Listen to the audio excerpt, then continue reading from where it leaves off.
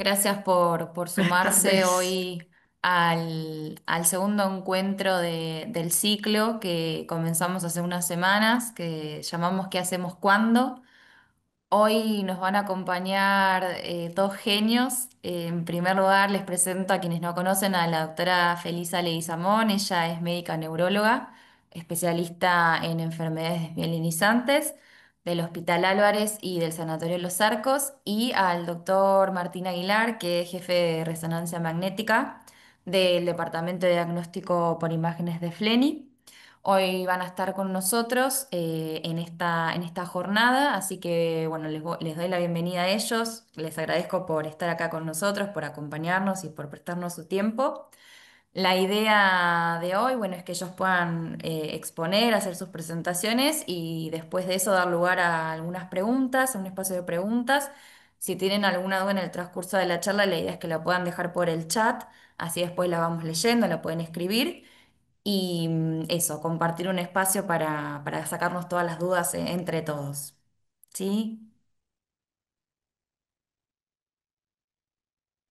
Bueno, Feli, voy a hacer la presentación, así ya puedes comenzar. Deme un minutito. Dale, gracias, José. Bueno, mientras tanto los saludo a todos. Hace bastante que no andaba por acá.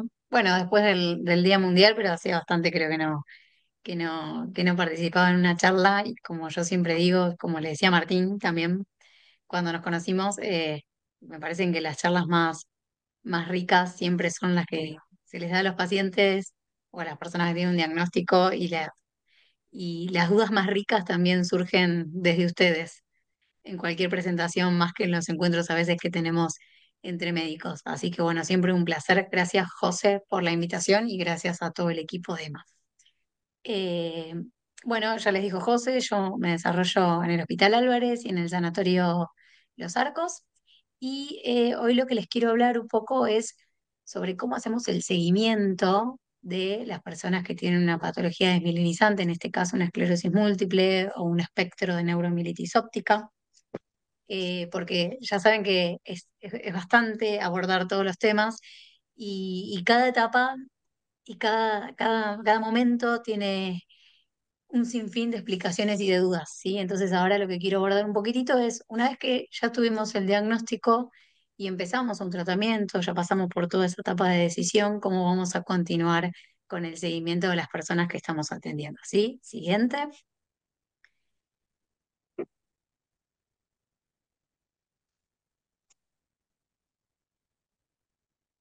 La tecnología, por Sí. supuesto que no. Lo mío no es seguro, por eso me está presentando José. A ver. Siempre tengo algún problema. Ahí está, ¿no? Ahí va, ahí va. Entonces, como les decía, ya hicimos el diagnóstico, iniciamos el tratamiento y ¿ahora qué?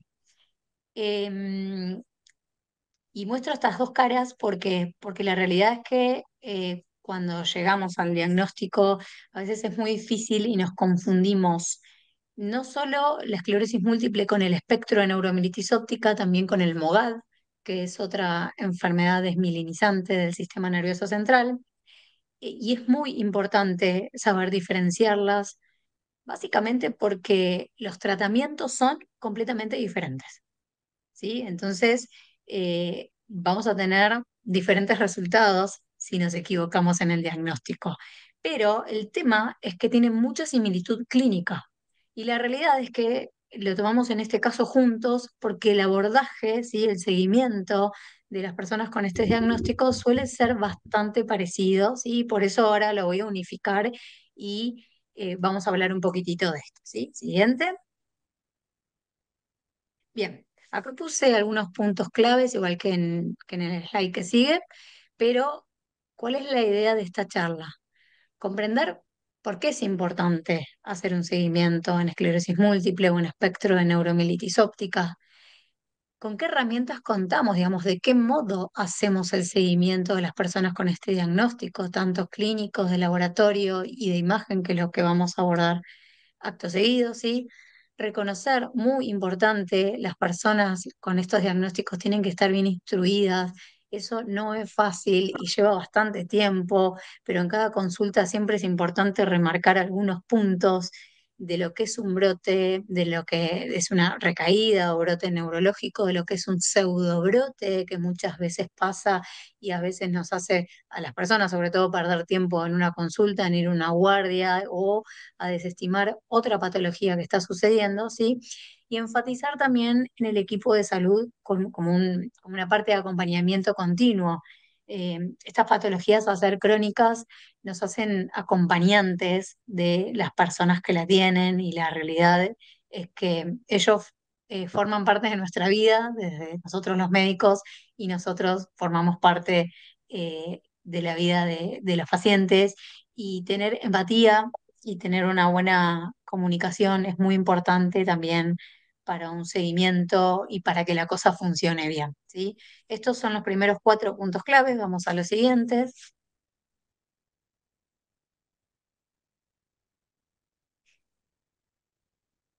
Ahí va, bien. Em, el primer punto me parece súper importante, identificar las necesidades del paciente y de su entorno. Siempre digo lo mismo, yo no quiero ser repetitiva en las charlas, pero es la realidad y un poco yo cuando doy charlas en EMA trato de dejar mi experiencia en el consultorio. Em, a veces se vuelve un poco cuadrado el tema del seguimiento de una persona con una patología desminimizante. ¿Y a qué me refiero? ¿Cómo estás? ¿Cómo te sentís? ¿Tuviste síntomas nuevos? ¿Sí? No. Ok. ¿Cuáles? ¿Te hiciste la resonancia nueva? La vemos. No tenés lesiones nuevas. Fantástico. ¿Qué papel te pide la obra social? De terror, esa parte, la administrativa. Mm. Y de repente pasaron 30 minutos, 40 minutos, 45 minutos, la consulta finalizó. Bien. Y decimos, perfecto, el paciente no tuvo nuevos brotes, no tiene lesiones nuevas en la resonancia, pero atrás hay un montón de otras cosas, ¿sí? La persona que dice no me siento cómoda en mi sitio de laburo porque tengo este síntoma y tantas horas en esta situación me hace mal. La persona que te dice estoy teniendo problemas con un familiar en mi matrimonio desde que tengo el diagnóstico, ¿sí? La persona que necesita un cuidado y no lo tiene. Entonces, yo siempre invito a los pacientes que, digamos, eso lo traigan a la consulta porque en toda esta vorágine de tener un tiempo de consulta nos quedan un montón de cosas por fuera. Y lo que realmente necesita la persona y lo que necesita su entorno, me parece que es uno de los puntos más importantes. Y muchas veces queda por fuera, porque por tiempo, por lo general, no lo preguntamos. Entonces hay que abordar muchas cosas. Entonces, cuando vamos al seguimiento, cuando vamos al control, uno tiene que reflexionar sobre cómo se siente, cómo está con el tratamiento, cómo está con la obra social, cómo está con su trabajo y tratar de anotar esos puntos claves para ver si nosotros, los médicos, podemos darle una mano para solucionarlo, ¿sí? Y favorecer siempre que se pueda, ¿sí? Porque las barreras a veces nos lo impiden, la coordinación interdisciplinaria. Es ideal que cuando una persona, no sé, tiene un síntoma urinario, contemos con un urólogo. Es ideal que cuando tiene un problema en el trabajo y se va a quedar sin obra social, contemos con un área legal. Esas barreras existen, no en todos los medios. Ustedes ahí vieron, yo trabajo en el Hospital Álvarez y en Sanatorio Los Arcos y les puedo asegurar que las realidades de acceso son completamente diferentes, pero también por eso está bueno estos espacios y las asociaciones como EMA, porque nos dan otras herramientas ante esas necesidades, forman parte de este equipo interdisciplinario. Bien, siguiente.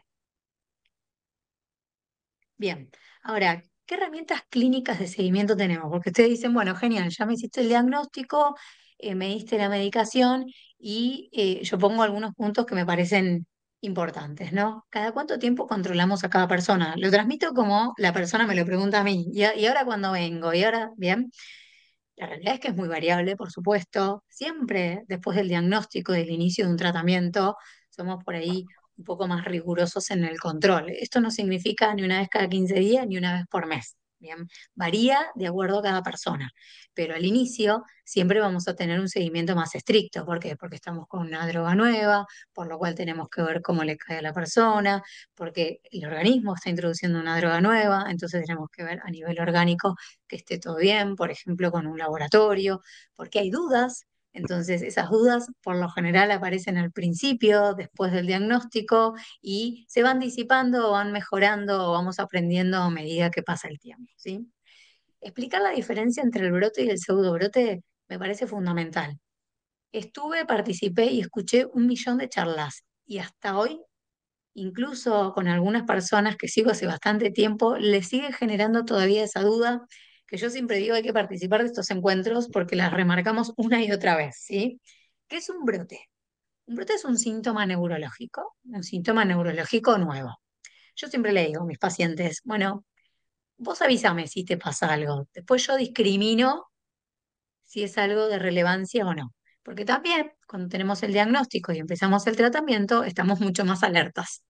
¿Eso qué significa? Que lo que antes tal vez no le prestábamos tanta atención, ahora le damos mucha más relevancia, nos preocupamos y eso no siempre significa que sea un brote. Bien, bueno, justamente el tiempo nos va a dar la posibilidad de aprender y nosotros los médicos estamos para saber diferenciarlos al principio. Bien, y en etapas posteriores, por supuesto que también.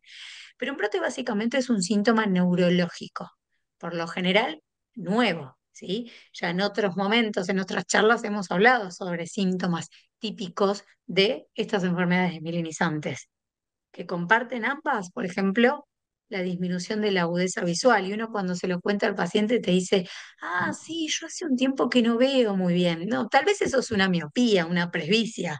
No, el brote es un síntoma que se desarrolla de forma aguda, ¿sí? Nosotros estamos bien y de repente empezamos a ver que no estamos viendo bien. Entonces, claramente se marca la diferencia entre el estado en el que estábamos y el estado nuevo. Y por definición, una mielitis, una inflamación de la médula, ¿qué va a dar? Hormigueos en los brazos, debilidad en las piernas, hormigueos en las piernas, ¿bien? Por definición, ¿sí? El brote, para que uno considere un brote, deberá durar aproximadamente 24 horas. Esto es medicina, no son ciencias exactas, con lo cual yo no suelo ser tajante en decir si estuviste 12 horas con este síntoma, vamos a desestimarlo, pero una lesión en el sistema nervioso suele dar un síntoma que por lo menos dura ese tiempo. Después, la capacidad que tiene las neuronas vecinas de suplir la función de la neurona que se lastimó suele hacer desaparecer ese síntoma, pero tiene un tiempo de duración considerable y por lo menos 24 horas suele durar, ¿sí? ¿Y cómo lo diferenciamos de un pseudobrote?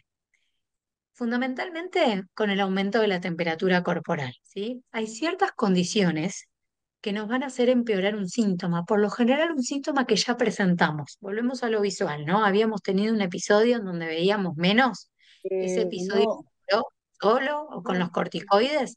Bueno, tengo fiebre, 40 de temperatura. ¿Qué me va a pasar? Voy a empezar a ver que ese ojo que no veía bien otra vez está fallando. 40 de temperatura. Bien. El aumento de la temperatura corporal en cualquier condición, ya sea fiebre, exposición a agua muy caliente, exposición a temperaturas elevadas, puede como reavivar este síntoma que reaparezca y eso no significa que la enfermedad está peor o que estamos teniendo un brote, ¿no? Es simplemente, yo siempre les digo a la gente, ¿vieron cuando, no sé, hay gente que le duele las rodillas y que dice, hoy estoy peor porque el día está muy húmedo? Bueno, una cosa más o menos similar pasa en los síntomas de esclerosis múltiple de NMO cuando hay un pseudobrote, por ejemplo, por aumento de la temperatura corporal o por alguna infección. ¿Sí? Tal vez no se elevó la temperatura, pero tenemos mucha tos con mocos y tenemos una bronquitis, una neumonía, eso nos puede empeorar transitoriamente los síntomas y lo que hay que hacer en esa circunstancia es en realidad tratar la causa que nos está empeorando el síntoma y tratarla porque es importante si tenemos una infección. Bien, entonces, ¿cómo vamos a hacer esta evaluación clínica, no? Nosotros citamos a la persona al seguimiento y le hacemos un chequeo clínico. ¿De qué consta esto? Vamos a la siguiente. Bien. Esta es una escala que tal vez algunos conocen, otros tal vez no, no siempre la mencionamos, pero se llama EDSS, ¿sí? Es una escala que se enumera del 1 al 10 y a mayor número uno podría decir que el examen neurológico está peor, o sea que vemos mayores fallas en la funcionalidad neurológica. Bien. nosotros lo deberíamos hacer en cada, digo lo deberíamos porque esto a veces no siempre sucede, pero por lo menos si nos toca el control de seguimiento y no porque el paciente vino a hacer un papel, tenemos que revisar a nuestro paciente, ¿sí? Y le vamos a hacer el examen neurológico y le vamos a otorgar un puntaje, ¿bien? Entonces, en cada visita que tiene la persona, nosotros vamos a controlar que ese puntaje se mantenga igual. Porque, ¿qué es lo que sucede? A veces a la persona le está pasando algo y no es capaz de percibirlo es eso que le está pasando. Y nosotros en el examen neurológico podemos verlo. Entonces, en cada visita nosotros tenemos que ver cuál es el valor del EDSS que tiene nuestro paciente. Y acá yo pongo de lo más objetivo, porque en realidad eso yo lo estoy viendo, lo estoy evaluando, pero hay otras herramientas que tenemos en el seguimiento que tal vez no son tan objetivas como esta. Vamos a la siguiente.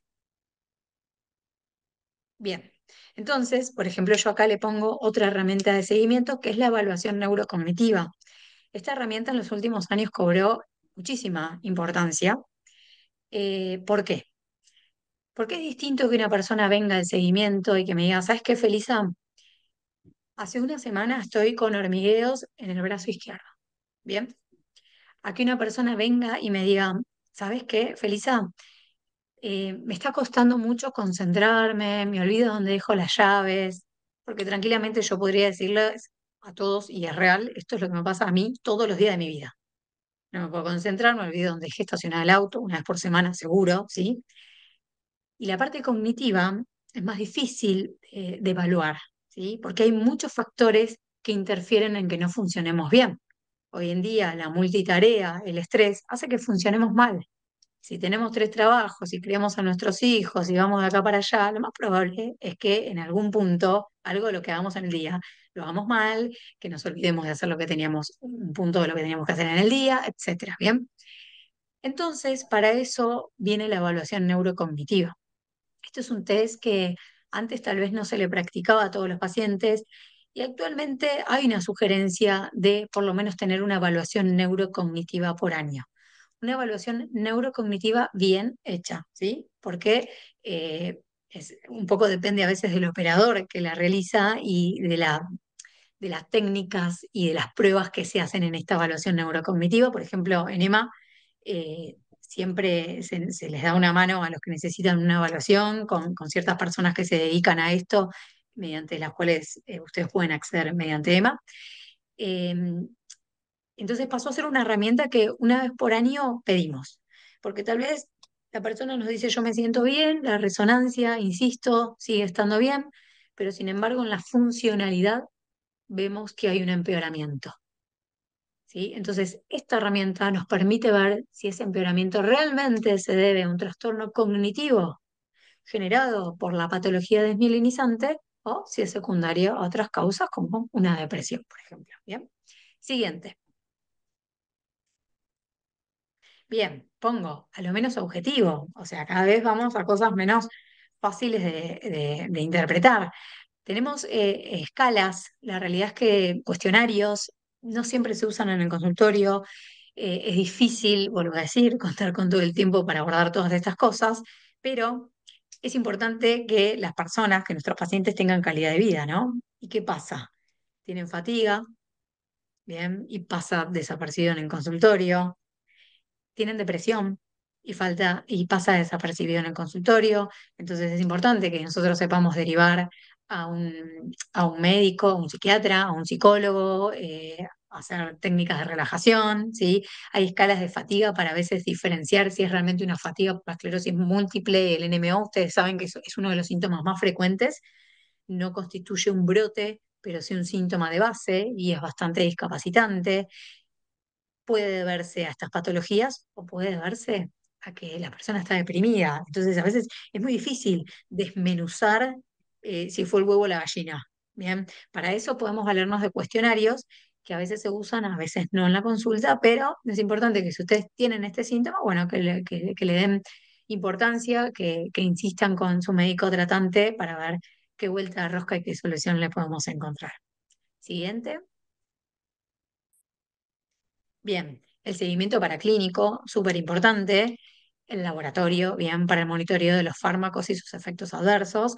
Esto también es es súper relevante. Me ha pasado, no mucho, pero con algún que otro paciente que en la vorágine te manda un WhatsApp o un mail y te dice, ¿me haces la receta? Y vos le mandás la receta y cuando te das cuenta, hace 10 meses que no viene al consultorio y se siente perfecto, pero fuera de que se sienta perfecto, puede tener alteraciones, ¿bien? Que hacen hasta que se contraindique el fármaco que está recibiendo. Bien. Ahora, ¿cada cuánto hacemos un laboratorio? Depende. ¿Sí? Porque cada medicación tiene un control diferente. Algunas están estipuladas cada ciertos meses, porque se saben que las defensas las bajan más a ciertos meses, ¿bien? Entonces, eso se va a adaptar de acuerdo a cada persona. Pero es importante que no dejemos de hacerlo, ¿bien? Hay dos puntos fundamentales que nosotros controlamos. Uno es los glóbulos blancos. En la mayoría de las drogas se mide el glóbulo blanco y si está por debajo de cierto nivel. Los linfocitos es una subpoblación, no me interesa demasiado entrar en esto, pero bueno, es una población de nuestras defensas que si están por debajo de cierto nivel hacen a la contraindicación del remedio. Bien, con lo cual no podemos dejar de hacernos los laboratorios.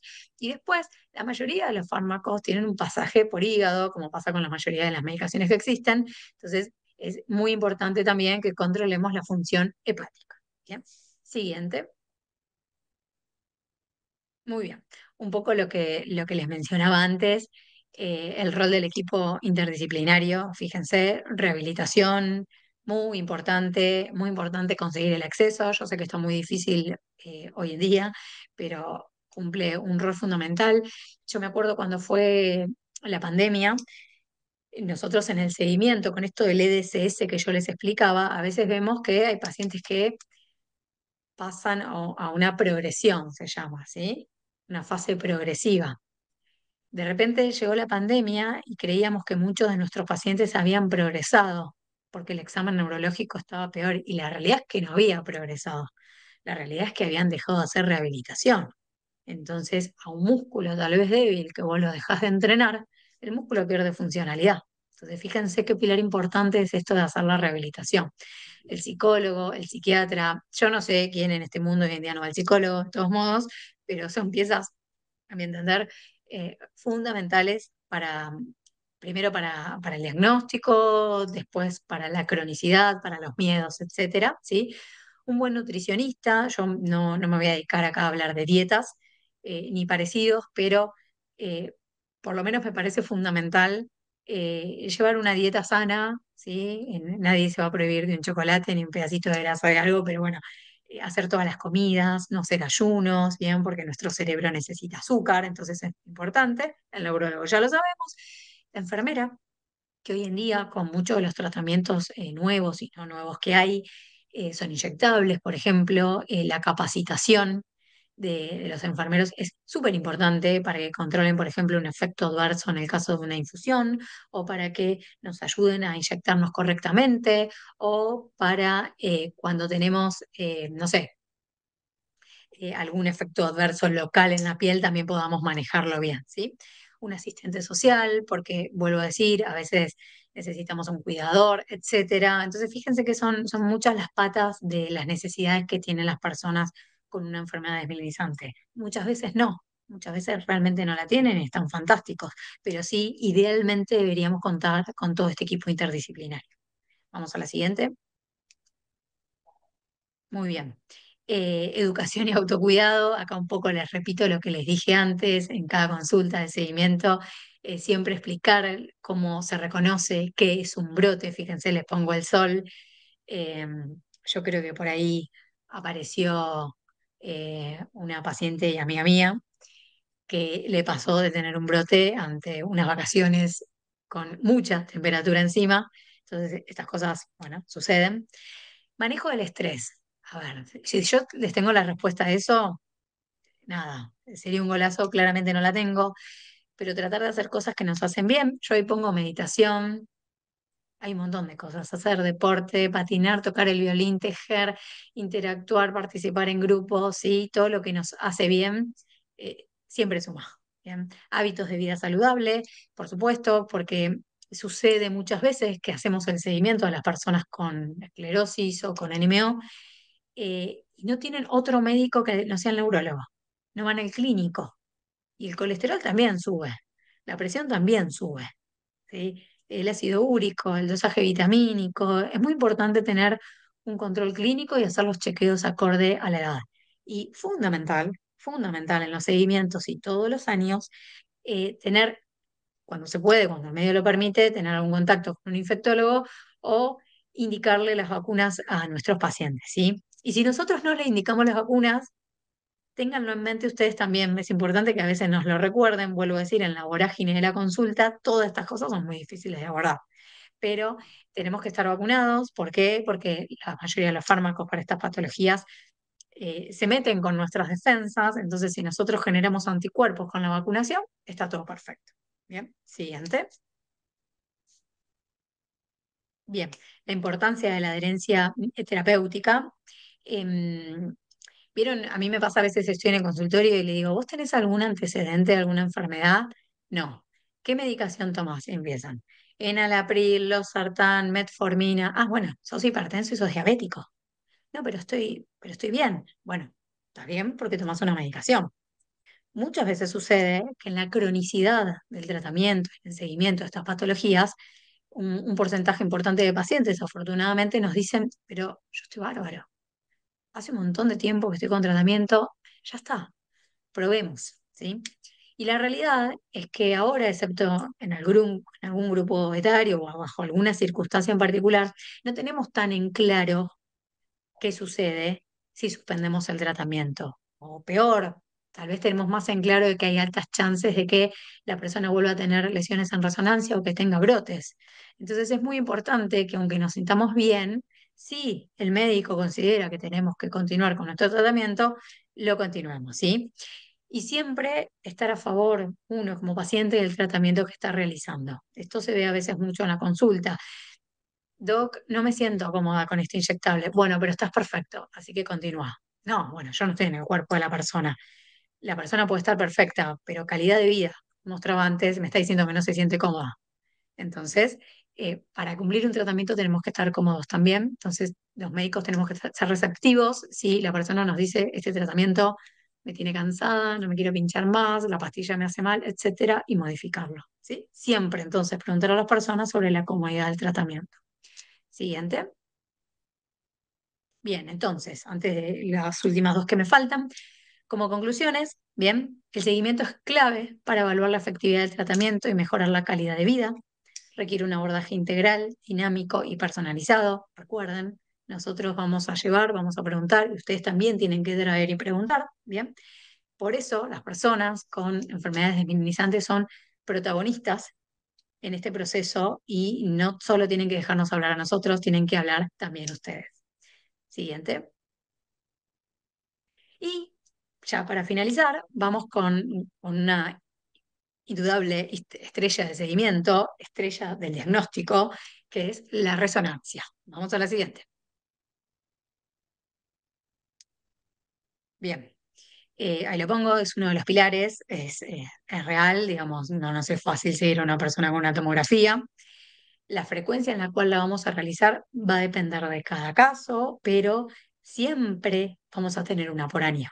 Bien, en el mejor de los casos, en el mejor de los casos vamos a tener una por año. Bien, y acá les dejo a Martín, tal vez, las preguntas que yo suelo recibir en el consultorio. ¿Hace mal hacerse muchas resonancias? ¿Hace mal el contraste? ¿Me puedo hacer una resonancia si estoy embarazada? Y si no, esta es típica, ¿eh? Porque te voy a pedir una resonancia sin contraste. No, pero pedímela con contraste, porque si no, no voy a ver una lesión nueva. No sé si se la dejo a Martí, la dejo ahí picando de última, después las charlamos. Siguiente. Así que ahora, para los que me conocen y saben que me gusta el fútbol, esta no soy yo, no tengo esos músculos, no tengo esa capacidad, claramente, pero me pongo en el lugar ahí de la muchacha y le paso la pelota a mi compañero, a mi colega, para que los deleite a ustedes con lo que él más sabe, que es resonancias. Gracias. Acá recibo la pelota. Gracias, Belisa, por el pase. El cambio de frente y espectacular. Bueno, buenas tardes, buenas noches a todos. La verdad que es un gusto que me hayan invitado. Siempre le voy a decir que vengo con ganas de aprender. Así que mi clase va a ser quizás un poco escueta y que espero que sirva más que nada para empezar a disparar preguntas que muchas, por suerte, son las que mostró recién Felisa. Así que voy a compartir la pantalla. José, vos decime Sí, si, fíjate si, que ahí si se, se está ahí. viendo. A A ver, ver. Ahí se ve perfecto. ¿se ven? Se ven. Sí, sí, perfecto. Voy a tratar de poner el puntero. Perdón, piso. No, voy a hacer lío si lo pongo. Así que vamos a dejarlo sin puntero. Porque soy medio. A ver, dame un minutito nomás. Porque lo tenía recién y. Bueno, nada, ya está. Sí, Vamos a hace dejarlo. tranqui, no pasa nada. Ya está. Vamos a dejarlo así. Bueno, la verdad que. Yo me presento, soy Martín Aguilar, porque ya me he presentado, pero yo soy jefe de resonancia magnética y también eh, me- me dedico a lo que es gestión de calidad y gestión de riesgo, lo que se denomina habitualmente calidad de atención sanitaria y seguridad de los pacientes. Entonces me pareció encararla un mix, porque si no a veces damos unas charlas muy cuadradas, los radiólogos somos muy del hallazgo. No, no es que lo voy a negar, no voy a negar mis orígenes, pero me pareció me echar un poco de estas cosas. Y esa última diapo la tomé en rápido nota porque las preguntas eran fundamentales. Así que vamos a tratar de ir por ese lado y va a ser cortita, pero me gustaría que sea intensa el intercambio posterior. Bueno, yo tomé a la esclerosis múltiple como mix, como paradigma, pero porque muchas de estas cosas son aplicables a las dos patologías, tanto a la esclerosis múltiple como al NMO. Así, aprovecho esa disquisición fundamental que hizo Felisa al principio de su charla, porque hay cosas que las diferencian. En resonancia podemos llegar a estandarizar un poco la práctica de estudio, más que nada, lo cual no, está totalmente alejado de que sean la misma patología, ¿está bien? Pero yo tomé esclerosis múltiple una cuestión de usar un paradigma práctico.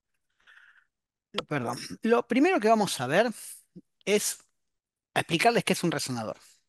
Quizás acá hay gente, yo no sé, después hablamos la experiencia de cada uno, pero acá hay gente que está iniciando su carrera como paciente, hay gente que ya la tiene re clara y han googleado, han averiguado, han preguntado a alguien, pero me parece válido decir qué es la resonancia o explicarlo brevemente, porque es bastante más complejo de lo que yo voy a decir.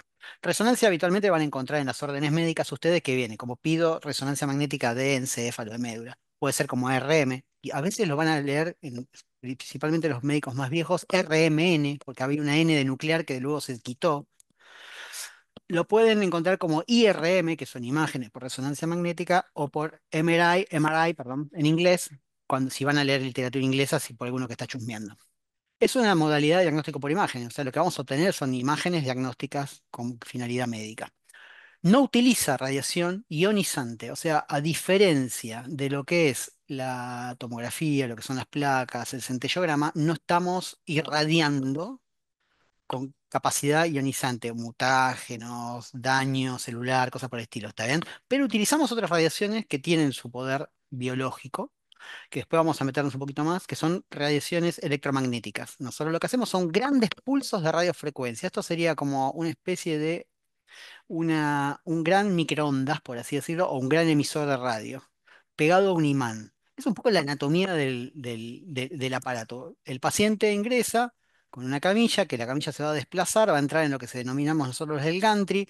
Dentro del gantry hay todo una circunferencia concéntrica de diferentes elementos, en el cual quizás uno de los más importantes es el magneto. Tenemos un gran imán, un imán muy, muy potente, es descomunal la potencia que tiene y un montón de componentes electrónicos que van a ser los encargados de transformar las variaciones de energía en imágenes. Esto es muy básicamente qué es un resonador. Esto no se acaba ahí. ¿Por qué? Porque no es que el resonador es específico y la radiación electromagnética y el magnetismo está sometido solamente al estudio, al resonador que está ahí, sino que estamos hablando de imanes muy potentes, pero muy, muy potentes. Entonces, necesitamos condiciones edilicias que permitan eso. ¿Está bien? Entonces, generalmente hay toda una cámara de refrigeración, por eso hace frío en las salas. hay una cuestión de mantener refrigeración con un gas que se denomina helio, entonces hay toda una cuestión también de circulación de gases, hay aislaciones para estas radiofrecuencias que utilizamos nosotros, que son unas jaulas de metal que se llaman jaulas de Faraday. O sea, es mucho más complejo que el equipamiento en sí. Tenemos el equipamiento y todo el edificio alrededor acompañando ese diseño. ¿Por qué? Porque estamos hablando de cosas que son con una potencia que es realmente descomunal. No es para asustarlos, pero ténganlo en cuenta. Bueno, eso sería más o menos brevemente qué es un resonador. Después podemos volver atrás, pero me parecía que era lo básico. Ahora, ¿qué pasa cuando uno se va a someter a un campo magnético? Y después vamos a meternos en tres preguntitas. Nosotros estamos compuestos por átomos. En este caso vamos a hablar de los átomos de hidrógeno, que son los que utilizamos nosotros para mirar. Los átomos están mirando en forma random a cualquier dirección y en cualquier momento. Son momentos cuánticos. Eso es un poco más complejo, pero al que le interese física hay mucho de eso. Cuando nos exponemos a un campo magnético, cuando nos acercamos, cuando entramos en la sala, todos los electrones que conforman esos átomos se van a alinear en un sentido. Eso tiene poder biológico más allá de la imagen. O sea, nuestro cuerpo está sufriendo algo. Sufriendo no desde el punto de vista del sufrimiento malo, sino que de experiencia de cambios químicos y físicos. Entonces, ténganlo en cuenta porque sobre eso va a funcionar particularmente la resonancia magnética. Ahora, nosotros habitualmente recibimos muchas preguntas de, ¿me lo puedo hacer en un equipo abierto? ¿Me lo puedo hacer en un resonador cerrado? Creo que es una de las más frecuentemente de las cosas más frecuentes que vemos. ¿Es un estudio de alto campo o me lo puedo hacer en un de bajo campo? ¿Cuántos Tesla tiene su equipo? Y ahí vamos a meternos en algunas cositas. El campo magnético, la potencia del campo magnético, la potencia que tiene el equipo nuestro para generar cambios en el campo magnético se mide con una unidad que nosotros le decimos teslas. Hay otra, pero generalmente se miden teslas. Los equipos de bajo campo o de pocos teslas generalmente son equipos abiertos, como se ve acá en el de la foto. Son equipos que son mucho más amigables, por así decirlo, porque el paciente no está dentro de un tubo. ¿Está bien? Son de bajo campo, pero tienen limitaciones en lo que queremos ver. La verdad que cuando utilizamos equipos de bajo campo, a las cosas que podemos ver quizás no sirvan para toda la patología. Si yo me rompo los meniscos, voy a un equipo de bajo campo y seguramente el traumatólogo me puede operar. Hoy en día, para las patologías desmielinizantes, principalmente de esclerosis múltiple, se solicitan equipos de alto campo. ¿Por qué? Porque el poder de discriminar tejidos y variaciones, tanto normales como patológicas, requiere una potencia de campo específica. ¿Cuál es? Más de 1,5 teslas. Nada, si ustedes en general, el médico les pide 1,5 tesla, 3 tesla, y el lugar donde se tiene que hacer el cosa dice, mira, te lo vamos a hacer en un equipo abierto, no. Para este tipo de patología no es conveniente. Para otras sí, la verdad que el equipo de bajo campo no es que hay que sacarlos de circulación, para nada, tiene un montón de aplicaciones. Los pacientes claustrofóbicos, por ejemplo, se benefician de eso entre otros. Entonces, la verdad que es interesante tenerlo en cuenta por qué no podemos hacer siempre estudios en equipos de bajo campo magnético o equipos abiertos.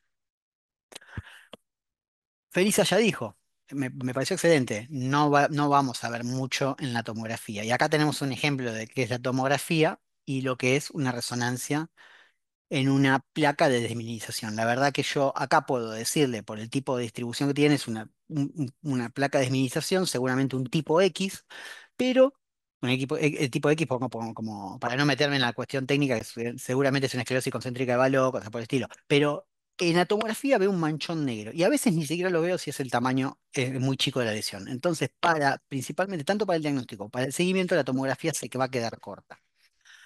Nosotros utilizamos en resonancia secuencias o pulsos que van a hacer cuando ustedes ingresan en el resonador, van a hacer esos ruidos. A mí me gusta hacerlos, pero no les voy a evitar eso, no lo voy a hacer a ver los ruidos. Pero van a sentir 3 minutos de un ruido constante, corta, se hace otro ruidito, arranca otro ruido. Esas son secuencias. ¿Para qué las necesitamos? Para ver cómo es no una lesión, sino cómo se comportan los tejidos. Entonces, las secuencias tienen diferentes nombres, T1, T2, difusión, qué sé yo. Hay varias.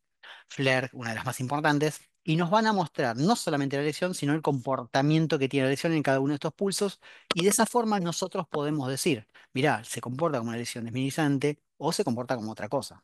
Puede ser una isquemia, un tumor, cosas por el estilo. Eso tiene mucha relevancia en el diagnóstico inicial, al principio del proceso. Después también no es que la pierde, pero al principio va a ser fundamental.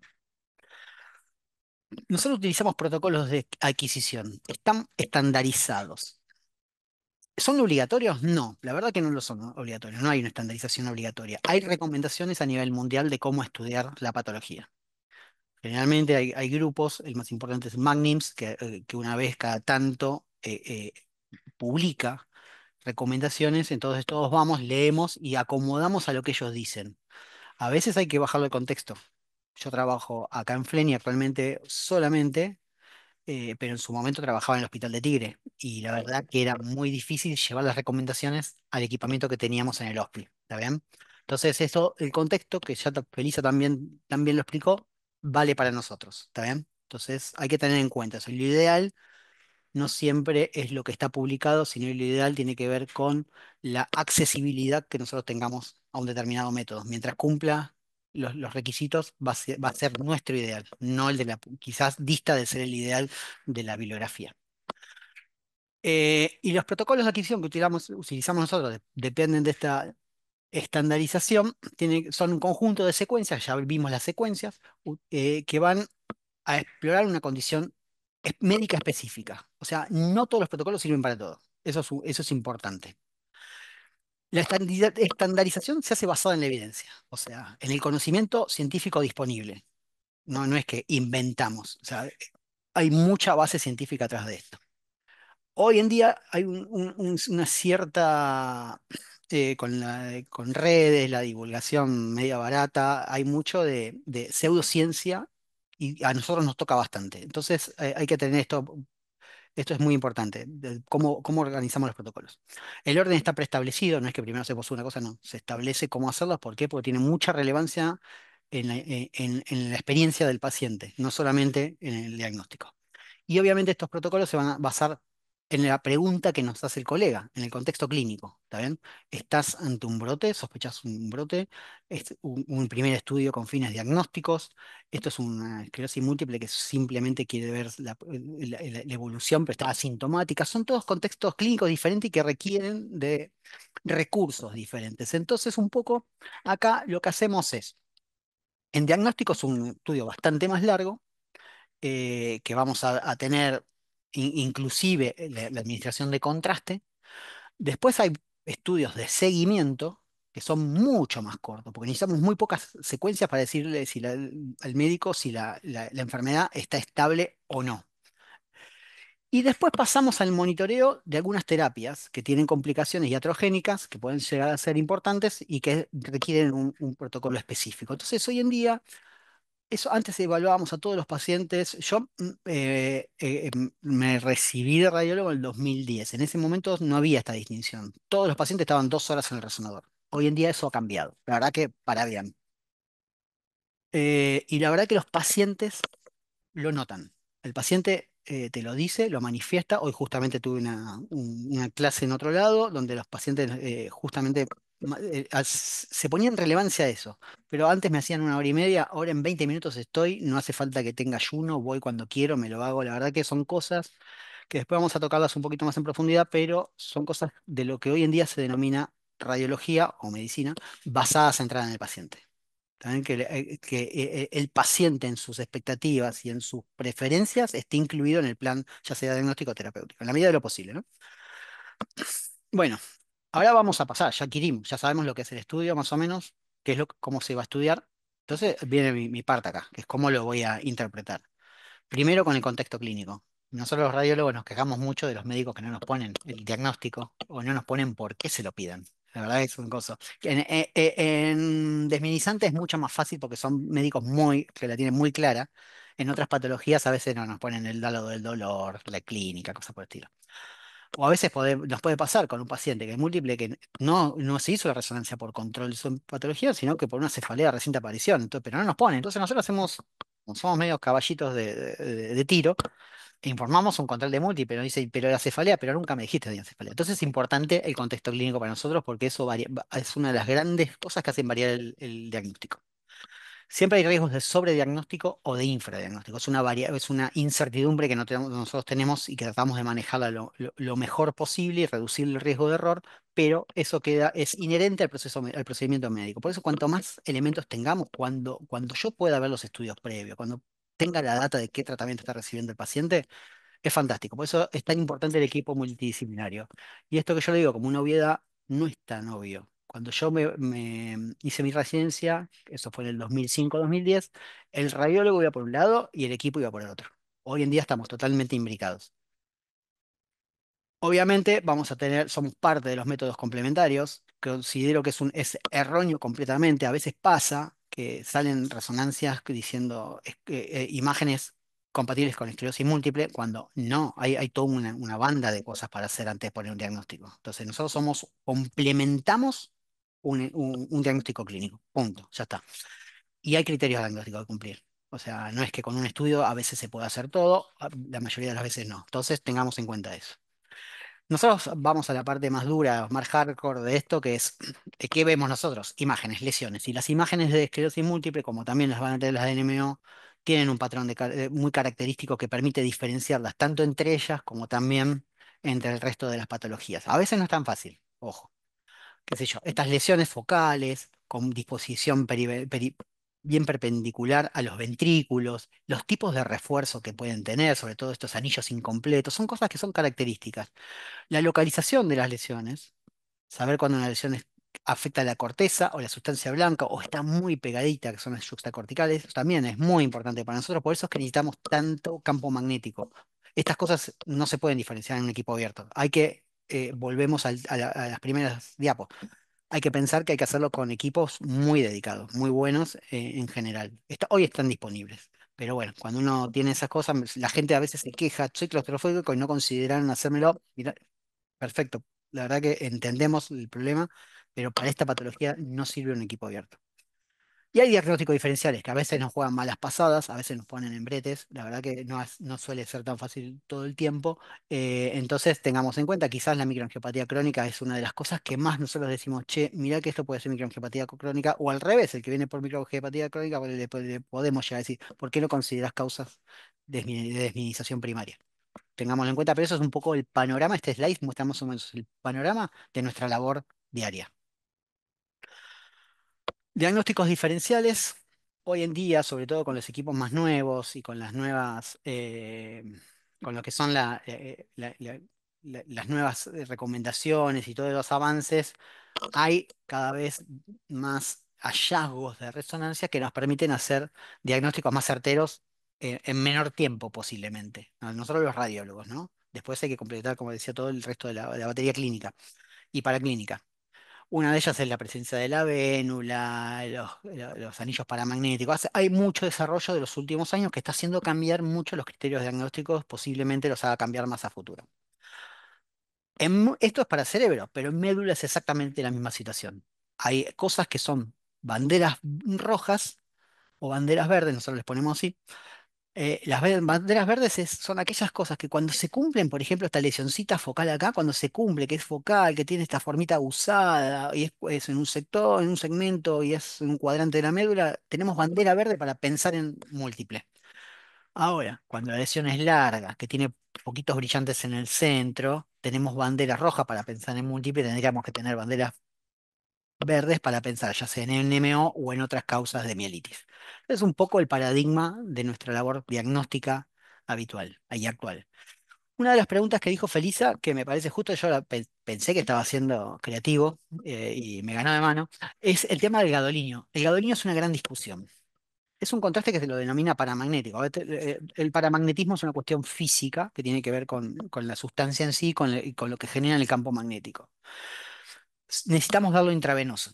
Para este tipo de estudios necesitamos que sea con una inyección, con una canalización de una vía periférica, ustedes la deben conocer, donde se inyecta el contraste, es poco volumen habitualmente, es raro, pero a veces puede romperse una venita. Entonces, son todas cosas que suman el pinchazo, la infiltración y algunas cosas un poquito es rara la presencia de reacciones anafilácticas o reacciones alérgicas al contraste este, pero no estamos exentos de que sucedan. Y lo que demuestra habitualmente, lo que sirve es principalmente para demostrar actividad inflamatoria, que una placa está activa, ¿está bien? Lo cual no quita que sea clínicamente visible o relevante, por así decirlo, o sea, que importe desde el lado clínico, porque muchas de estas placas activas pasan desapercibidas desde lo clínico y las encontramos como hallazgo nosotros. Nosotros lo que buscamos es que refuerce, se pone blanca o toda la lesión o el borde de la lesión. Eso es lo que buscamos con el contraste, puntualmente. Y nos permite a nosotros, como elemento diagnóstico, decir que se está diseminando en tiempo, que está cumpliendo uno de los criterios diagnósticos. Esto, si bien está cambiando, lo clásico sigue siendo esto. Entonces acá podemos ver una lesión negrita en el T1 cuando en la misma secuencia le pasé contraste, fíjese cómo refuerza. Yo acá lo puse en más detalle. Esto es lo que se denomina realce. Este es el realce típico en la placa de esclerosis múltiple. Un realce en anillo que no es completo. ¿Está bien? Hoy en día con los T1 eso está quedando un poquito viejo, pero igualmente sigue siendo válido como para tenerlo como concepto. Entonces, ¿cuándo damos contraste? En los estudios iniciales, porque necesitamos hacer diagnóstico y sobre todo necesitamos certificar la diseminación en tiempo.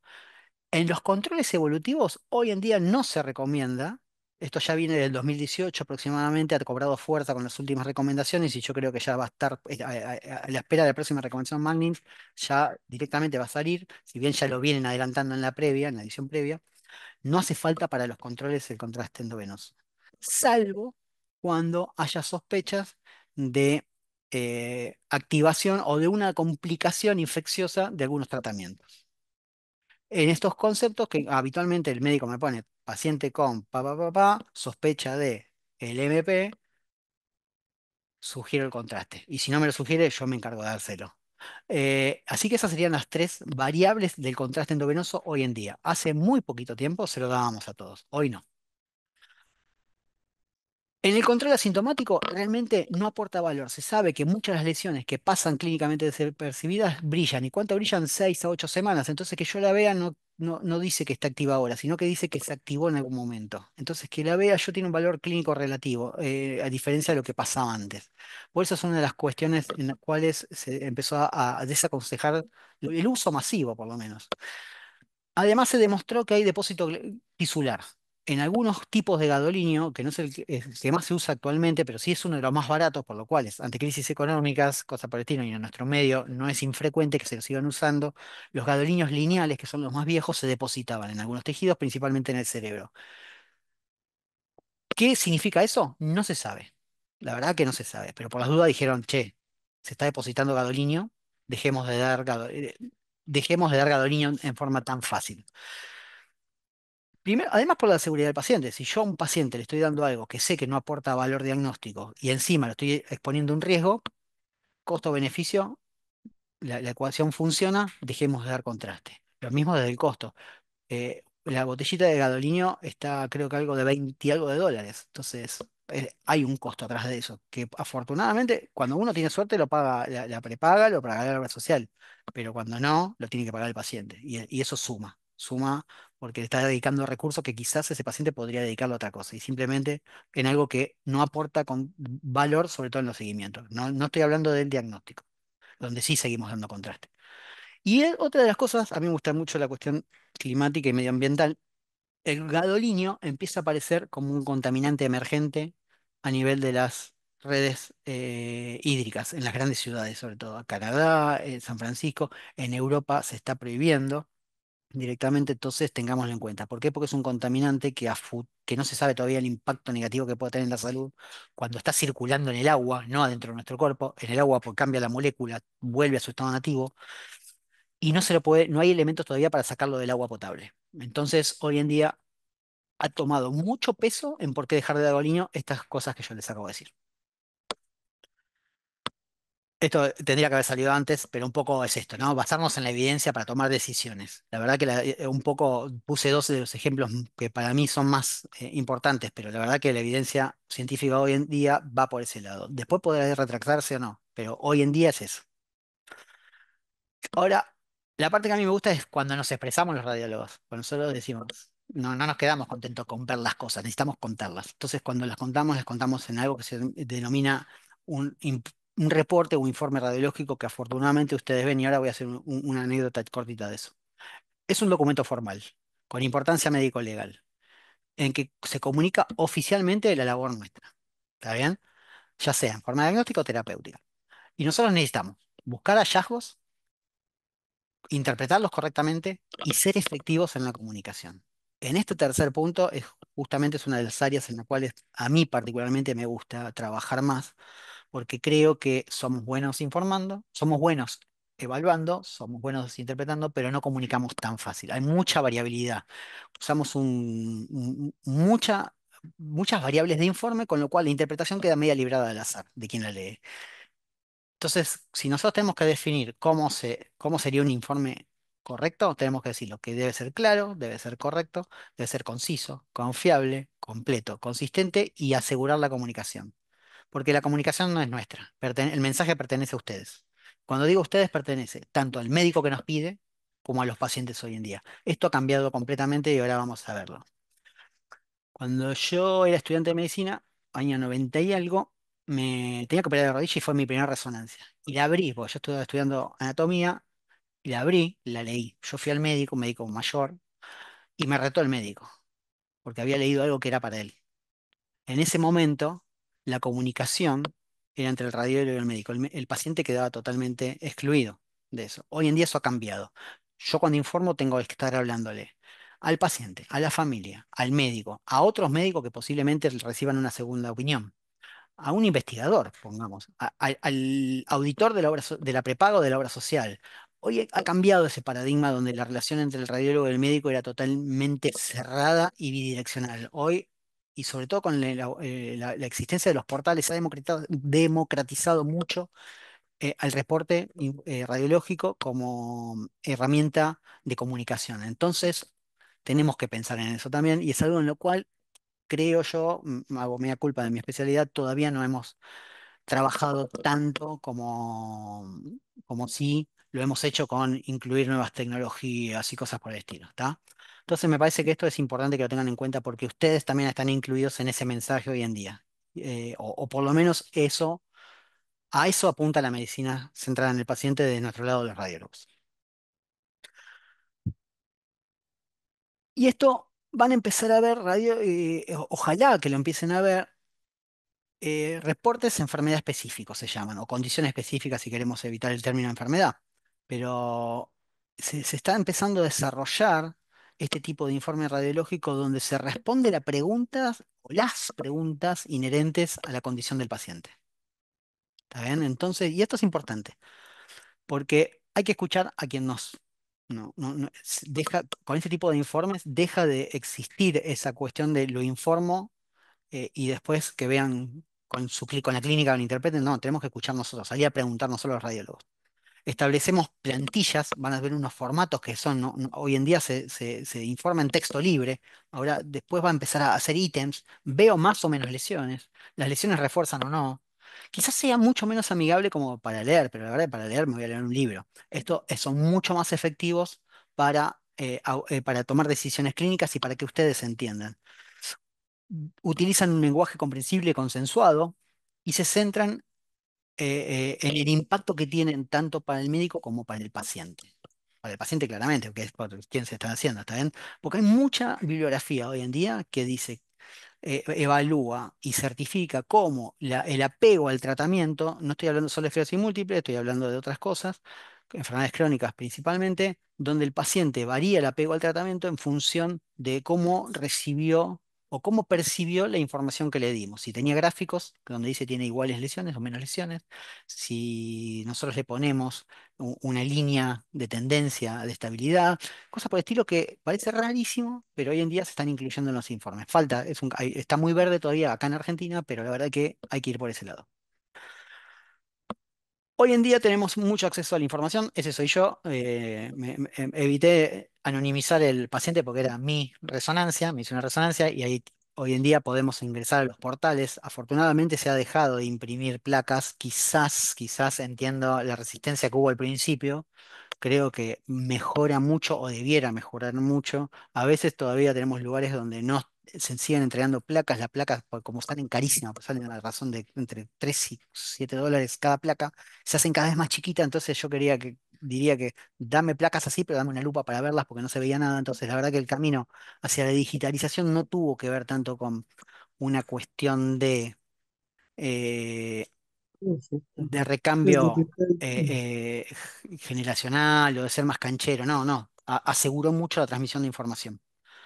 Después veremos las barreras que ella tuvo, porque las tuvo. Y esto es importante porque nosotros estamos informando, entonces está saliendo la información que damos nosotros y sabemos que hay un paciente atrás hoy en día, leyendo que no nos estamos comunicando solamente con el médico que lo recibe. Y esto, si bien no está en castellano, es una iniciativa de la Sociedad Radiológica Americana, norteamericana, donde se llama Radiology Info. Entonces, si uno no entiende algún texto, va, lo pone, lo escribe ahí y le tira toda la data referente a un término o a un concepto de resonancia en un lenguaje comprensible, conciso y es verídico. Importantísimo, porque supongo que todos cuando tenemos una duda, ¿qué hacemos? Vamos y googleamos. Por lo menos yo soy muy de eso, del microconocimiento en Google y a veces me llevo chascos.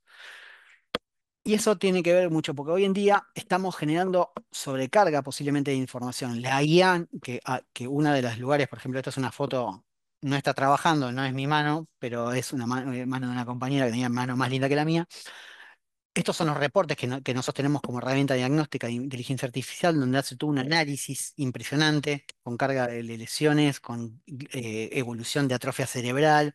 Y eso, si está mal dirigido, si eso está mal interpretado, puede generar sobrecarga y puede generar errores de interpretación y hacer que el paciente vaya a Google, chequee en una fuente que no es válida y eso tener impacto clínico. Este es increíble, este trabajo, justamente los pongo así, nada más que les cuento eso, es un trabajo de urólogos, nada que ver con nosotros, pero muestra cómo las fallas terapéuticas tenían que ver con diferentes instancias de consulta de los pacientes en Google. Nada, como para tener en cuenta, acá hay algo ahí para trabajar.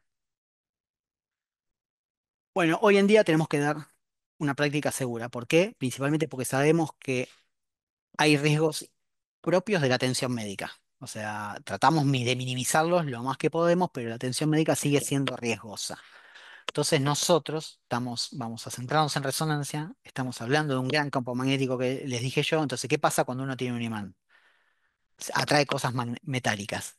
Entonces, fíjense esta silla de ruedas adentro del coso. Nosotros somos muy cautelosos en el manejo del campo. Para nosotros los radiólogos, los que hacemos resonancia principalmente, somos muy cautelosos con las cosas que se acercan a la sala y a veces restrictivos. ¿Puede pasar? No, señora, espere acá que la venimos a buscar nosotros. Nos ha pasado de pacientes que entran ellos por su cuenta, entró el familiar y el familiar no había dejado las cosas, volaron las cosas hacia el resonador o se le murió el celular, lo cual sería lo de menos. Pero tengan en cuenta que la existencia de un campo magnético es un ambiente de riesgo manejado y manejable, pero ténganlo en cuenta porque la verdad que es importante. A veces nosotros nos ponemos en exquisitos, por así decirlo. No, la verdad que no. Damos no que tiene que ver con bioseguridad puntualmente.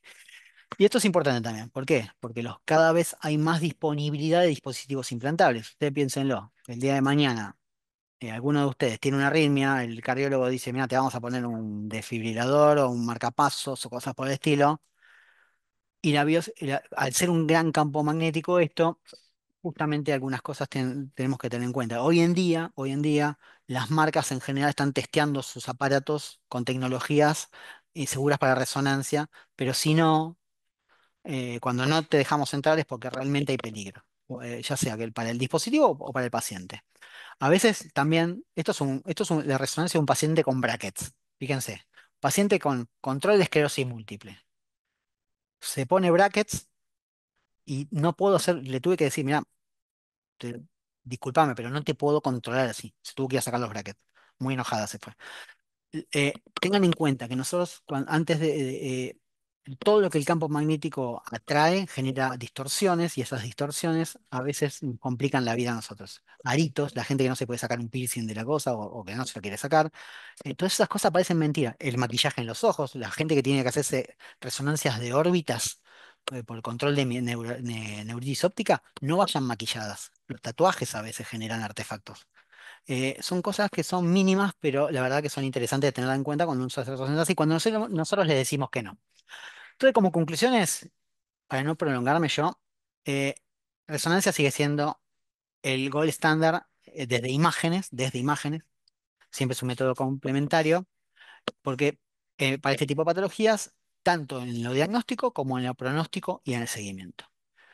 Recordemos siempre las limitaciones en el campo magnético, equipos de bajo campo o alias resonadores abiertos no convienen. De hecho, son recomendaciones de no utilizarlos en este tipo de patología.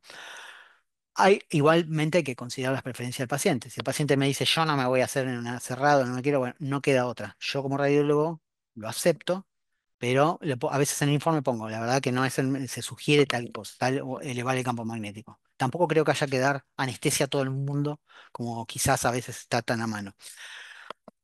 No, siempre va a ser, el radiólogo es un médico, el médico tiene una base científica y nos basamos en la evidencia. No estamos, no estamos inventando cosas habitualmente. Cuando necesitamos implementar algo, hay toda una gestión de la ética y de cosas por el estilo. A veces, no, porque conmigo están experimentando. No, en general no es negocio. Y segundo, que realmente cuando queremos hacer una investigación, hay un consentimiento informado, hay un comité de ética aprobando y estás informado vos como paciente o como miembro o como participante. El informe radiológico creo que ustedes como pacientes considérenlo como una mejoría de una oportunidad de mejora, perdón, porque para nosotros lo es. Creo que hoy hay mucha discusión en eso, cómo nos comunicamos los radiólogos, sobre todo cuando abrimos el juego que también interprete el paciente y tenemos que centrarnos en la persona. A veces no es solamente el médico, es todo el equipo asistencial impactando en la experiencia del paciente, ¿no? Es el paciente, es el que lo recibe en la recepción, es el que le autorizó la orden por teléfono, es el médico que le va a interpretar el estudio y es el técnico que es con quien tuvo el contacto durante la adquisición. Bueno, muchas gracias. Y yo dejo el LinkedIn ahí, por si a alguno le sirve para mandar mensajes, amenazas, cosas por el estilo, pero espero que haya servido. No, súper. La verdad que es muy claro todo. eh, Súper interesante también todo esto de centrado en el paciente. Yo la verdad que no lo había escuchado y la verdad que está muy bueno. Y surgieron algunas preguntas. Cuando comentaste, por ejemplo, el tema de los brackets, viste que mencionaste los tatuajes y demás. Y Iris nos preguntaba, ¿qué pasa cuando hay implantes dentales también, en Y esos casos, por el ejemplo? implante dental, por el tipo de material que tiene, genera distorsión, sí, pero en general es poca. Es como un bollito que se hace cerca de la arcada dental. ¿Puede distorsionar? Sí, puede hacerlo, sobre todo en algunas secuencias puntuales que son muy susceptibles a esto, pero que afortunadamente no son las que más, en las cuales nosotros más nos basamos. Si vos me decís en una isquemia, donde usamos mucho la difusión, quizás es más importante. Pero en este caso no. Ahora hay algunos implantes que son hechos, no sé, de algunos materiales muy viejos que generan una distorsión tremenda, horrible, y no es que solamente impactan a nivel cerebral, sino que también no nos dejan ver la médula cervical. Bien, muchas gracias. Bueno, les agradezco a los dos un montón, Feli y Martín, unos genios, y dejo espacio a preguntas en el chat, o si quieren abrir el micrófono, contarnos, preguntarnos algo, es el momento para aprovechar. Ay, perdón, yo no le quiero quitar espacio a nadie, pero pensaba en lo que decía Martín con el informe a cuántos lugares llegamos y me ha pasado de situaciones de renovación de certificado de discapacidad, presentar la resonancia de los últimos seis Sí, meses, la resonancia no presenta cambio con respecto a la previa. Y yo, por nada. favor, tirame un informe porque no le renuevan Sí, el sí, sí, sí, certificado sí. de Bueno, discapacidad, yo digamos. no lo, Fíjate mira, justo no lo quise poner, no lo puse porque no llegó a tiempo, pero justo hoy me hicieron adendar, o sea, un informe que una paciente decía, por favor, poneme que tengo esclerosis múltiple, porque necesito que diga esclerosis múltiple. fíjate. Solo somos, si bien está cambiando eso, venimos de unas generaciones donde costaba mucho poner un informe, un diagnóstico al radiólogo. Entonces, hay que cambiarlo, pero tiene mucho más impacto del que nosotros pensamos. Bueno, hay muchos mensajes de agradecimiento para ambos. Hay una consulta más también. Ah, bueno, José justo levantó la mano, así que Sí, yo que más que nada, eh, yo el año pasado se me descubrió la enfermedad a finales de año, en noviembre 27. Yo estuve justamente noviembre y diciembre muchas veces internado, me hicieron un montón de resonancias ¿viste? Así por día, en sentido, me quedo internado un día, el otro día salgo, o ese mismo día caigo, o al siguiente, y me hacían la misma resonancia magnética con contraste. Me decían, la resonancia está igual. Y yo me quedaba con la duda, pero ¿cómo que igual? No cambió nada, ¿viste? Como digo, fueron muchas resonancias las que me hice, y después me daban los corticoides y me iba, y después al día siguiente o al mismo día volvía, que salía. Esa es mi duda. ¿Cómo? Yo ahora ya lo entiendo más o menos, pero ¿viste? Me sigue generando esa duda de cómo tomarlo, más o menos. ¿Te referís a tus síntomas? Digamos, yo te interpreté como que te hacen la resonancia, no te encontraban nada nuevo, pero vos volvías a ingresar con una sintomatología. Sí, Bueno, lo que pasa es que hay que ver, digamos, también esa sintomatología a veces no siempre obedece a una lesión nueva, digamos, obedece, como yo les contaba antes, no necesariamente porque aumente la temperatura, pero ante alguna circunstancia especial de tu vida, que tal vez una lesión que vos ya tenés, hasta intermitentemente te dé ciertos síntomas, mejoren, se vayan, bien. Siempre pensando cuando algo es orgánico, digamos. Acá suponemos que tenemos diagnóstico de una patología, pero muchas veces también nos pasa que vemos por cualquier síntoma a una persona que no tiene una patología, que viene a consultar por primera vez, y a veces hacemos estudios de imagen y la realidad es que no encontramos nada, digamos. Hay que ver si el síntoma obedece a una lesión del sistema nervioso central. Digamos, puede ser algo periférico, puede ser algo óseo. Yo siempre me acuerdo de un paciente que tuve que me decía, me duele muchísimo, tenía mucho dolor en el brazo, y me dice, tengo un brote, tengo un brote, tengo un brote. Hacía años que estaba con el mismo tratamiento y podía tener un brote, pero yo decía, qué raro. Y bueno, tenía una hernia de disco, entonces tal vez había que buscar por otro lado. Entonces, eh, a ver, puede ser, también lo decía esto Martín, yo entiendo que vos te metían en el mismo resonador, pero me ha pasado con algunas personas que fueron a resonadores de muy bajo campo también y uno no llega a identificar tal vez una lesión y por eso me parece importante que partiendo de la base, lo que explicaba Martín, de 1,5 Tesla, a veces hasta está bueno mantener el control de acuerdo a la persona que estemos siguiendo dentro del mismo resonador, porque si no entramos en un sinfín de confusiones. Pero bueno, no sé específicamente qué es lo que te pasó en ese momento, pero bueno, hay que ver si obedecía realmente a una lesión del cerebro o se trataba de otra cosa, digamos. Siempre digo lo mismo, no son esclerosis múltiple, son personas que tienen nombre y apellido y como tal nos pasan un montón de cosas. Sí, yo ahí agrego lo que dijo Felisa, ¿no? A mí me gusta mucho columna y médula sobre todo. La verdad que es bastante frecuente el paciente que viene corriendo porque siente que tuvo un brote y lo que tenía es una hernia de disco. Está perfecto no bajar la guardia. A nosotros también se nos genera un sesgo. No, nos focalizamos a veces demasiado en la patología y no miramos lo que pasa al paciente, ¿no? Como radiólogo lo digo. Entonces, también empezar a entregar nosotros en esto, ¿no? De decir, el intercambio clínico para mí es fundamental. Decir, che, mirá, la verdad, ¿qué te parece? Pues no le veo nada, pero decime si no tengo que buscar otra cosa. No en ese ida y vuelta entiendo que a veces por premura, por diferentes cuestiones, se fragmenta la atención y a veces nosotros también lo vivimos, no es que uno no lo vive, la repetición de estudios y cosas por el estilo. Quizás con el diario del lunes siempre es más fácil. Yo hay rato que no hago clínica, pero también, nada, cuando el paciente está ahí, es difícil tomar decisiones, uno después la ve ya diagnosticada, qué sé yo. Son contextos muy particulares para todos. Recordemos esto, es para todos. Bueno, Iris creo que había levantado la mano primero también. No sé si nos querés comentar algo. Hola, no sé, primera Hola, vez que utilizo esto. ahí te Em, escuchamos bien.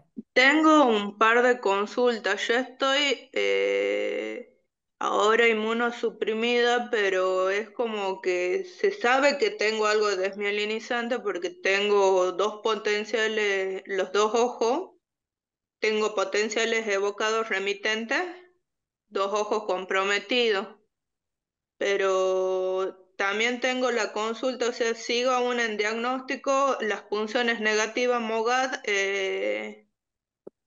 ¿cómo se llama esta? La de esclerosis múltiple y neuromielitis, pero estoy con espasticidad en el área izquierda del cuerpo y lo que quería consultar es la cuestión del resonador. La última vez yo no suelo tener problemas con el ingreso al resonador, pero la última vez tuve 40 minutos y tuve movimientos involuntarios Sí, del músculo del lado izquierdo, es como que se fue endureciendo y me causó problema en la resonancia, entonces no sé sí. si qué se hace en esos casos, si tendría que sedarme a la próxima para tener No, una...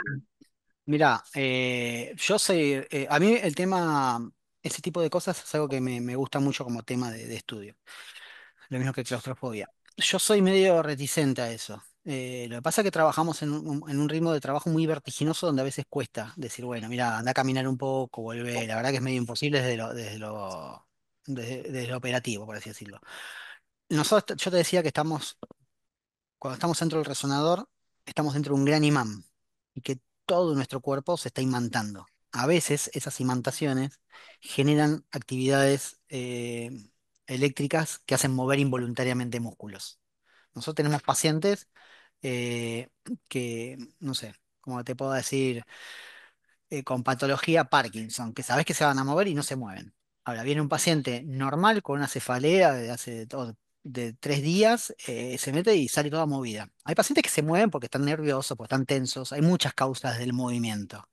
Pero una de esas causas es justamente la actividad electromuscular propia que genera el resonador, que no es mala, es simplemente electrificación de músculos por descargas. Estamos hablando de microvoltajes, ¿no? No estamos hablando de nada, pero son las necesarias para, o lo suficientemente fuerte para mover un músculo.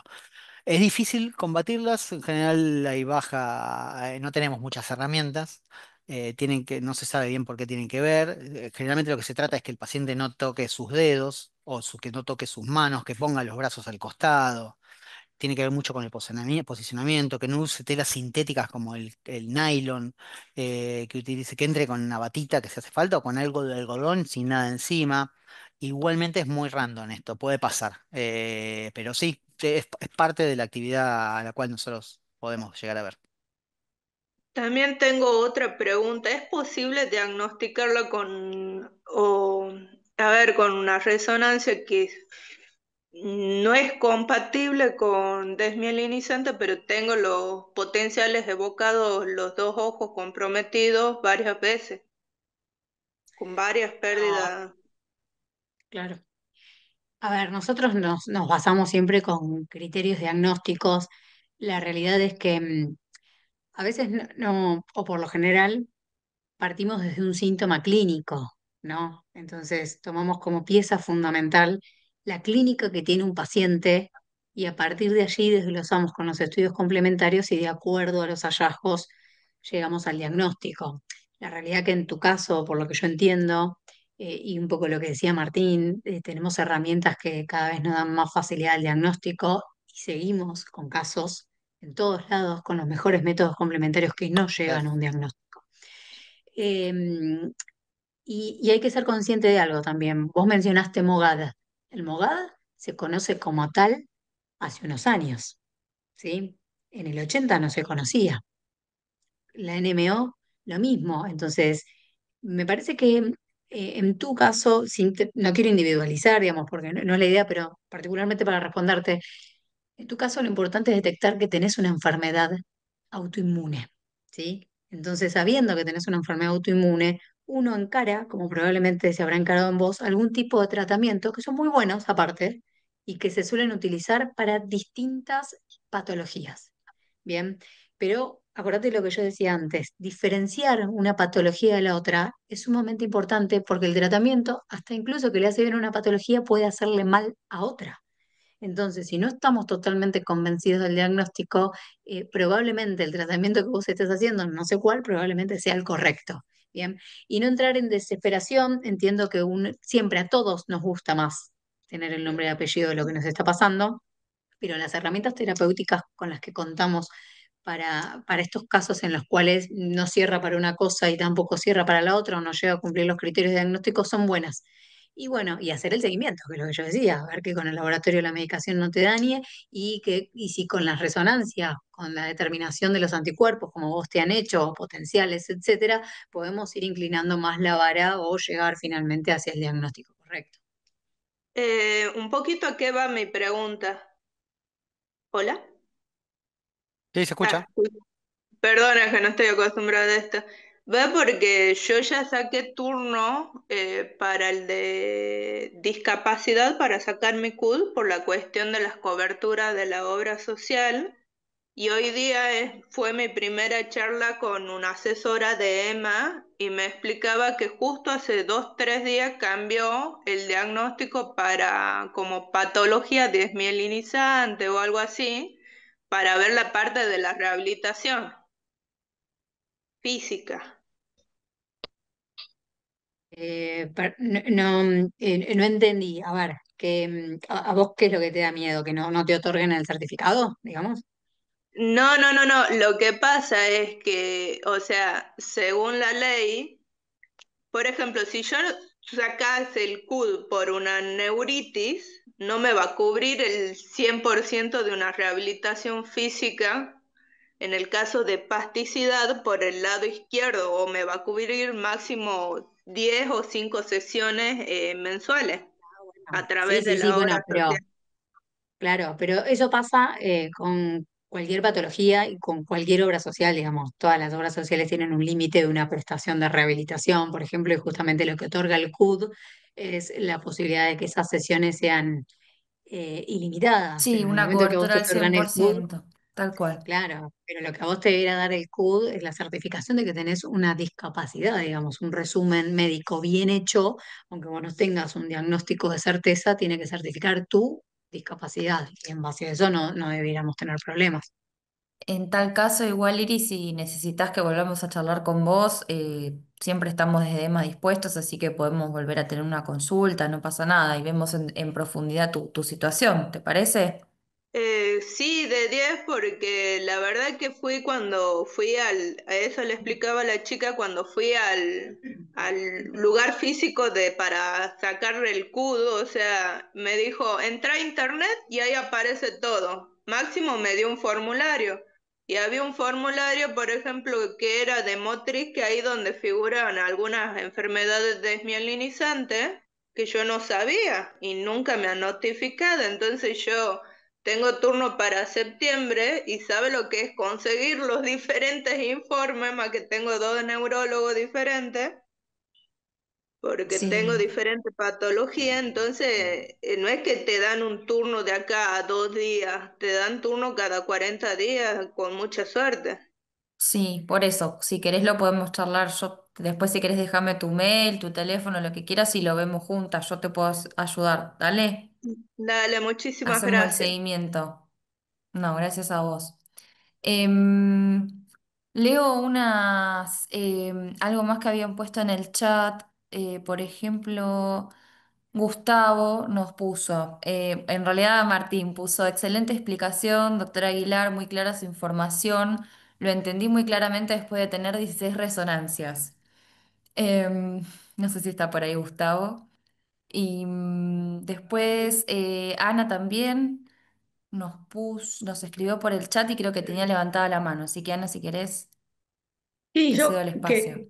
quería preguntar algo que un poco se dijo, pero para cerrar la idea, yo soy mamá de una persona con esclerosis múltiple y bueno, quería preguntar esto, ¿no? Por ejemplo, el paciente acude a la guardia con nuevos síntomas en otras partes del cuerpo que no tenían que ver con las afecciones o los síntomas que había tenido antes. En la guardia, bueno, lo mandan a hacer justamente en la frente, inmediatamente una resonancia y los síntomas coincidían, al menos así dijo el médico, con un nuevo brote, pero no se vio en la resonancia. Fue a su médico neurólogo de cabecera y le dijo lo mismo, ¿no? Que toda la parte que sentía, no tenía nada que ver con la parte superior, sino con su parte inferior.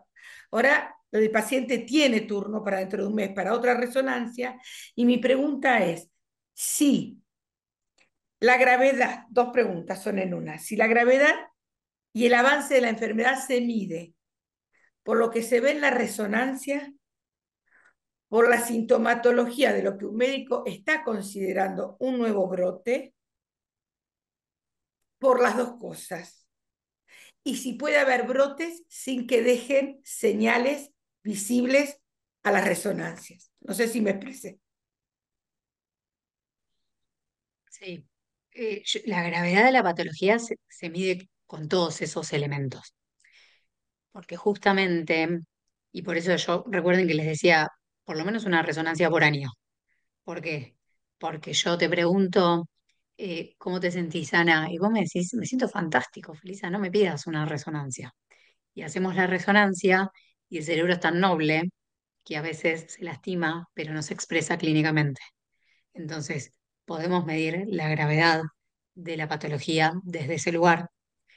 Podemos, también lo hacemos, de hecho, clínicamente, revisando, ¿te acordás la escala que yo dije a nuestro paciente para ver si su examen neurológico ha variado en el tiempo o no? Y tal vez no acompañado de grandes cambios en la resonancia, sobre todo en esclerosis múltiple, esto que nosotros llamamos, hay distintas formas, tipos, ¿sí? La remitente recurrente es la que nos trae más a la charla hoy, el brote, ¿bien? El brote, el silencio, el brote, el silencio, pero a veces hay otras formas que el paciente tal vez se va sintiendo peor o uno lo encuentra peor cuando lo revisa y eso también marca un estadio de la patología y a veces no necesariamente coincide con los hallazgos que encontramos radiológicamente. Cuando tenemos, eso lo va a decir Martín mejor que yo, obviamente que las mejores técnicas de imágenes nos van a ofrecer mejores datos, como medir una atrofia cerebral. Yo hay lugares en donde miro así la resonancia y trato de interpretar yo lo que estoy mirando, pero no tengo una medición de si el grosor de la médula está igual o el cerebro, ¿sí? Está turgente, grandote, como en la primera resonancia. Esto es un poco las barreras que a veces tenemos, pero podemos medir la gravedad también desde las imágenes. No sé si vos, Martín, puedes Sí, aportar no, algo y a hay eso. otra cuestión que tiene que ver con, eh, quizás va reduciendo, pero sigue pasando.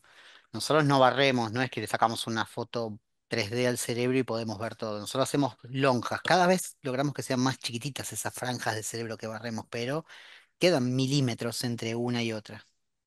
A veces, si de casualidad cayó entre franja y franja la lesión, puede que no sea visible. Ah, Entonces, repito, eso se va, eso es algo que se va mejorando con cada nueva versión de resonancia. Pero uno compra un resonador cada 20 años. Estamos hablando de equipamiento que sale 2 millones de dólares, así que a ese nivel. Entonces, también sigue pasando que una lesión pueda quedar fuera del plano de corte. O sea, ¿por qué? Porque cayó entre un corte y otro, queda franja del cerebro sin explorar y bueno, nada, cada vez menos, pero puede pasar todavía. Hay, bueno, ¿no es gracias. cierto, Martín, a nivel experimental, otros resonadores, hablando de los teslajes que tienen mucho Sí, más ujú, teslaje y tal vez sí, sí. no en la práctica clínica se utilizan y probablemente si exponemos uno de nuestros pacientes a ese resonador encontramos mucho más de Sí, lo que vemos. es que uno lo vivió, yo viví el paso del 1,5 al 3 Tesla y teníamos pacientes, tuvimos que hacer la curva de aprendizaje, donde nosotros decíamos carga lesional estable, carga lesional, primera resonancia en 3 Tesla, aumento. ¿Hay progresión? No, cambiamos la técnica de medir. Entonces, la variable metodológica tiene que ver. Cierto. Y después Gracias. hay síntomas que son difíciles de interpretar, pero hay otros que no. Yo tuve un paciente que me acuerdo tenía diplopía, o sea, veía doble, un ojo lo tenía acá y el otro lo tenía acá. Algo le estaba pasando. Claro. Bueno, hicimos los estudios y no logramos encontrarlo. En ese tipo de persona uno que hace, hace un seguimiento exhaustivo, repite, pero algo pasaba. Entonces, en eso un poco el tema de la sensibilidad de los métodos a veces Ujú. también. Gracias, gracias. Muchas gracias. Bueno, Bueno, hay muchos mensajes de agradecimiento también, así que yo también súper agradecida con los dos porque fueron muy claros. Hay una consulta más. Gustavo nos preguntaba, para que se cuenten las manchas desmielinizantes en el cerebro para saber si crecen en número y ver cómo se desarrolla la enfermedad con el pasar del tiempo, ¿cómo se tendría que pedir? No, en general es parte de nuestra rutina, las evaluamos. Quizás, una vez que ya está en seguimiento el paciente, no es que nos ponemos a contar, hoy tiene 24, ayer tenía 21.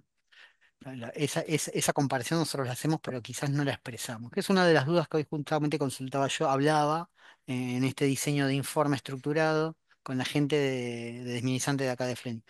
Decía, decime qué cosas numéricas necesitas que yo te diga, porque quizás en el inicio es una cosa, después es otra, pero nosotros no es que contamos, hoy tenés 22 y mañana 24. Nos pasa con otras patologías, donde hoy tenemos muchas chances de medir un tumor, por ejemplo, ¿no? Decir, creció, pero los crecimientos tienen que ser significativos. A veces, si yo una lesión la veía así y hoy la veo así, parecen dos lesiones. Entonces también hay que tener cuidado con eso. El número hay que tomarlo con pinzas.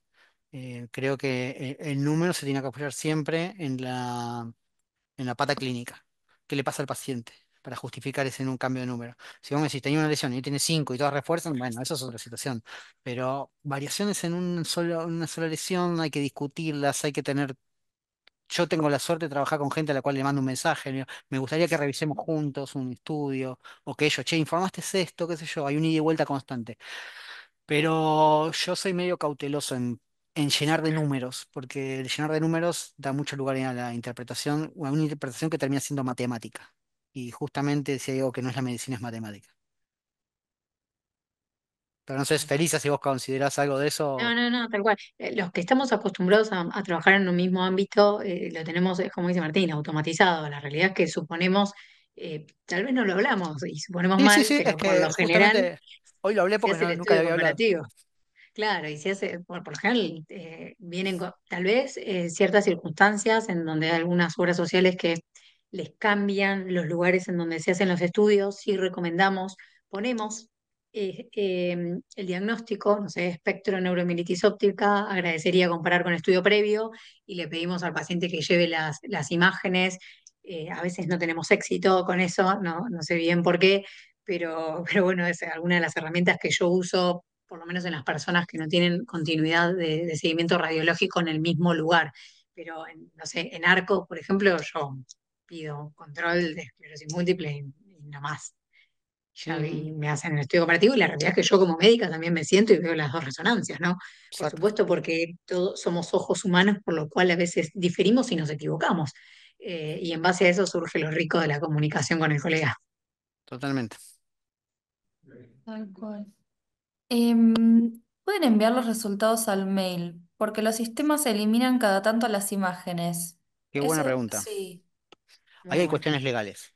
Mm. Cuestiones legales en las cuales habría que asesorarnos bien todos, ustedes, nosotros.